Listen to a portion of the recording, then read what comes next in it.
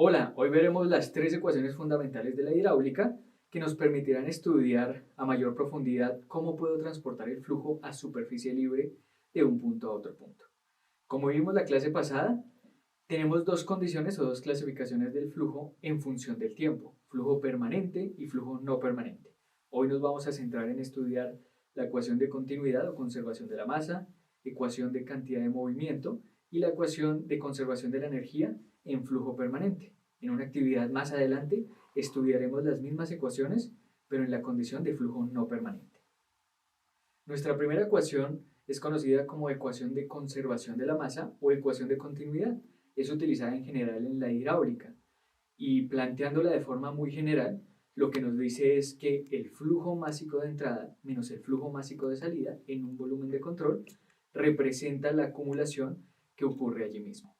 Es decir, si tengo, por ejemplo, una piscina y en la piscina yo estoy agregando 100 litros de fluido o de agua y estoy sacando 20 litros de agua, estoy acumulando 8 litros de agua por segundo o por unidad de tiempo dentro de la piscina. Llevándolo a nuestros canales y en la condición de flujo permanente, decimos que no existe acumulación. En el flujo permanente ocurre que el flujo de entrada y el flujo de salida es el mismo, es decir, dentro de mi volumen de control no estoy acumulando o el volumen o la masa de fluido allí no está cambiando. Entonces, ¿cómo queda nuestra ecuación? Caudal de entrada es igual a caudal de salida. Ahora, esta última condición la puedo plantear para los canales abiertos o conductos que transportan flujo a superficie libre, ya que siempre voy a transportar líquidos y los líquidos los podemos considerar como incompresibles. Cuando no considero un fluido como incompresible, no puedo hablar de caudal de entrada y caudal de salida, sino tengo que hablar de forma más genérica como flujo másico de entrada y flujo másico de salida. Ahora, teniendo en cuenta que estamos en flujo permanente y flujo incompresible, considerando esas dos hipótesis, puedo afirmar que el caudal que entra en una sección transversal será igual al caudal que pasa por otra sección transversal a lo largo de mi canal. También lo puedo expresar de otra forma, y es en función de la velocidad media del flujo, ya que el caudal o el flujo volumétrico lo puedo calcular como el producto de la velocidad media en la sección transversal multiplicada por el área hidráulica de esta sección. Así que podría expresarlo como lo ven en pantalla, como velocidad media por área en un punto será igual a la velocidad media multiplicada por el área en otro punto. Ahora tenemos nuestra segunda ecuación fundamental, que es conservación de la energía. La conservación de la energía podemos entenderla un poco mejor pensando en la segunda ley de la termodinámica, que casi todos no la sabemos. La energía no se crea ni se destruye, sino que se transforma. Esta ecuación planteada desde el punto de vista de la termodinámica es una ecuación que está escrita en términos de potencia. Sin embargo, en hidráulica comúnmente escribimos la ecuación de conservación de la energía en términos de altura o carga de energía. Entonces podemos tomar nuestra ecuación que está en términos de potencia, dividirla en el flujo másico y la gravedad y obtenemos nuestra ecuación de energía en términos de carga o de altura de fluido. Comúnmente calculamos o estimamos la energía total en términos de altura o carga en cualquier punto dentro de un fluido como la altura de energía potencial, la altura de energía cinética y la altura de energía de presión, o llamada también altura o carga de flujo. Ahora, cuando planteamos la ecuación de energía entre dos puntos, como ven en la pantalla, pues yo puedo decir que la suma de esos tres tipos de energía en un punto van a ser igual a los mismos tres tipos de energía en el otro punto, más un valor adicional asociado a las pérdidas de energía a lo largo de un canal. Resumiendo, cuando queremos aplicar nuestra ecuación de conservación de la energía a lo largo de un canal o de un conducto que transporta un fluido a superficie libre, primero definimos un nivel de referencia, como vemos en pantalla. A partir de ese nivel de referencia o plano de referencia, podemos determinar, medir o cuantificar cada uno de los tipos de energía que tenemos en la sección transversal. La energía potencial comúnmente la cuantificamos con la letra Z o la identificamos con la letra Z. La energía de presión o de flujo la identificamos con la letra Y. Esto realmente depende de en qué punto yo estoy tomando o estoy planteando la ecuación de energía, si en la superficie libre o en el fondo del canal. Pero sin importar dónde la plantee, la ecuación queda igual. Y finalmente, la altura de energía cinética la representamos como alfa b cuadrado sobre 2g. Ese alfa corresponde al coeficiente de corrección de energía o coeficiente de Coriolis. Este coeficiente me permite utilizar la velocidad media en vez de utilizar el perfil de velocidades que vimos en la sesión pasada. Ese perfil de velocidades me plantearía que la velocidad es una función del espacio, mientras que estamos utilizando la hipótesis de la unidimensionalidad de la velocidad. Es decir, estoy utilizando una sola velocidad constante para toda la sección transversal. Eso lo puedo hacer cuando utilizo el coeficiente alfa. Ahora, este alfa lo puedo determinar en función del perfil de velocidades y de las características geométricas de la sección transversal. Finalmente, pues yo puedo igualar la energía total en un punto a la energía total en otro punto, más la altura asociada a las pérdidas por fricción a lo largo del canal. Ahora, esta energía intrínseca del fluido en cada sección transversal puede expresarse mejor cuando se mide o se tiene como referencia el fondo del canal. A esto le llamamos energía específica. La energía específica pues es la misma energía total que acabamos de ver, pero medida desde el fondo del canal. Es decir, ya no vamos a tener el término del Z. Entonces vamos a expresar la energía específica como Y más alfa B cuadrado sobre 2G. Es decir, la profundidad del flujo más la carga de energía cinética que lleva a la sección transversal.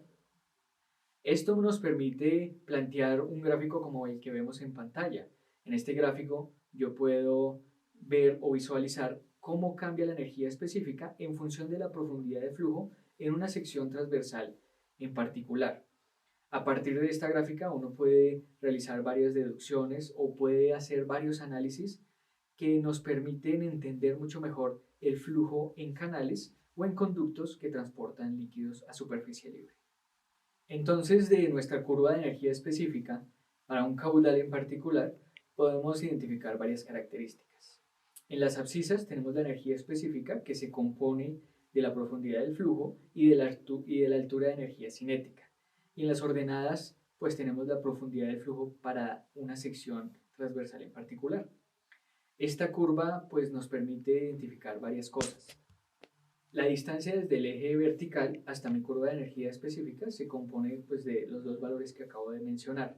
El primer valor basta de la línea que está a 45 grados que divide el esquema un poco. Esa línea pues corresponde a la profundidad de flujo. Además yo puedo decir que entre más pequeño sea el valor de la profundidad de flujo, la energía específica va incrementando. Así que con valores muy pequeños de la profundidad del flujo, pues tendré valores de energía específica muy altos, ya que esta curva tiende a infinito. Ahora tengo un punto que corresponde a la profundidad de flujo crítico o la condición crítica de flujo que vimos en nuestra clase pasada. Cuando tengo la profundidad crítica en la sección transversal o la condición del flujo crítico, vamos a encontrar que la energía específica corresponde a la energía específica mínima. Además, yo puedo pensar que para una energía específica, el caudal que puedo transportar es el caudal máximo. Finalmente, cuando trazamos una línea vertical sobre nuestra función o nuestra curva de energía específica, encontramos que esta línea vertical cruza dos puntos de la curva.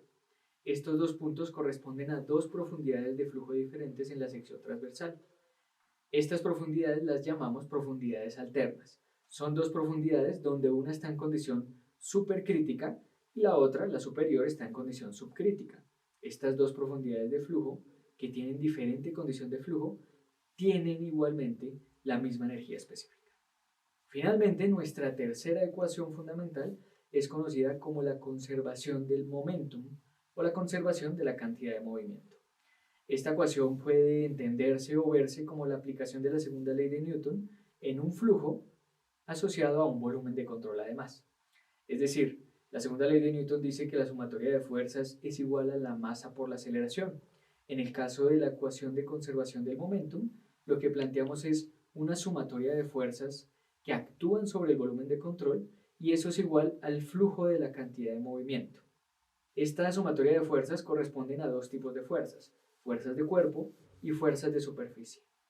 En canales o conductos que transportan fluidos a superficie libre, tenemos como fuerzas de cuerpo las fuerzas debidas a la gravedad, es decir, el peso o la componente del peso del fluido. Y como fuerzas de superficie tenemos dos opciones, las fuerzas generadas por la presión, comúnmente tomadas como la fuerza hidrostática, y las fuerzas debidas a los esfuerzos cortantes, denominadas fuerzas de fricción. Esto lo igualamos al flujo de cantidad de movimiento, y el flujo de cantidad de movimiento lo calculamos como un coeficiente beta multiplicado por el flujo másico o el producto de la densidad y el caudal, y esto multiplicado por la velocidad media del flujo en la sección. Aquí también aparece un coeficiente, al igual que en la ecuación anterior de conservación de la energía. Aquí el coeficiente es el coeficiente beta o coeficiente de corrección de la cantidad de movimiento. Este coeficiente beta tiene la misma función que el coeficiente alfa, permitirnos utilizar la velocidad media del flujo en vez de utilizar el perfil de velocidades en la sección, en la cual estoy evaluando el flujo de cantidad de movimiento. Entonces, cuando analizamos el flujo de cantidad de movimiento a la entrada y a la salida o su diferencia, estamos evaluando o representando si hay o no aceleración de ese flujo en mi volumen de control. Una de las aplicaciones que tiene la ecuación de conservación del momentum es cuando la aplicamos en un tramo corto del canal. Cuando hacemos esto es posible despreciar la fricción. Además, si tomamos como referencia un plano horizontal o utilizamos un plano horizontal, en nuestra ecuación quedan únicamente los términos relacionados con las fuerzas asociadas a la presión y el flujo de cantidad de movimiento. Cuando dejamos todos los términos de la sección 1 a un lado de la ecuación y los de la sección 2 al otro lado de la ecuación, obtenemos lo que llamamos la fuerza específica. La fuerza específica corresponde a la suma de las fuerzas debidas a la presión, comúnmente tomadas como las fuerzas hidrostáticas, más el flujo de cantidad de movimiento. La suma de esos dos términos son llamados o los llamamos fuerza específica.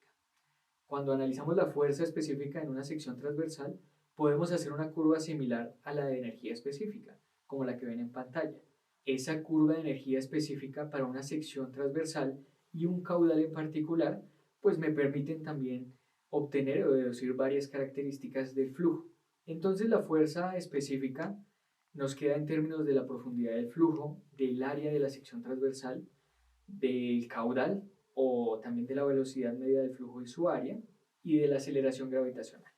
Ahora revisemos un poco la gráfica y qué características podemos obtener de ella. Entonces aquí la distancia desde el eje vertical hasta la curva corresponde a la suma de la fuerza hidrostática o las fuerzas de presión más el flujo de cantidad de movimiento. Aquí también encontramos la condición del flujo crítico o profundidad crítica. Cuando tenemos flujo crítico o profundidad crítica en la sección transversal, vamos a encontrar que la fuerza específica corresponde a la fuerza específica mínima para esa sección transversal y ese caudal en particular. Igualmente, cuando trazamos una línea vertical sobre nuestra curva de fuerza específica, encontramos dos profundidades asociadas a una misma fuerza específica. A estas dos profundidades las llamamos profundidades alternas. Cuando tenemos estas profundidades alternas en un canal, comúnmente está asociado a un resalto hidráulico. ¿Qué es un resalto hidráulico? Un resalto hidráulico es un fenómeno donde ocurre un cambio de las condiciones de flujo. Paso de un flujo supercrítico, un flujo rápido, a un flujo subcrítico, un flujo un poco más lento. Aquí en el flujo supercrítico vamos a tener una de las profundidades alternas y en el flujo subcrítico tendremos la otra profundidad alterna. Entre esas dos secciones tendremos o se presentará el fenómeno del resalto hidráulico. Así que la utilidad de la fuerza específica es bastante amplia, en especial para evaluar o analizar este fenómeno del resalto hidráulico. En resumen, estas tres ecuaciones fundamentales nos permiten entender mucho mejor, describir, calcular, caracterizar e incluso diseñar nuestros flujos y canales a superficie libre. En nuestra próxima sección vamos a entrar a estudiar el flujo uniforme y variado para la condición de flujo permanente. Y en una clase posterior entraremos a ver las mismas ecuaciones fundamentales, pero en la condición de flujo no permanente.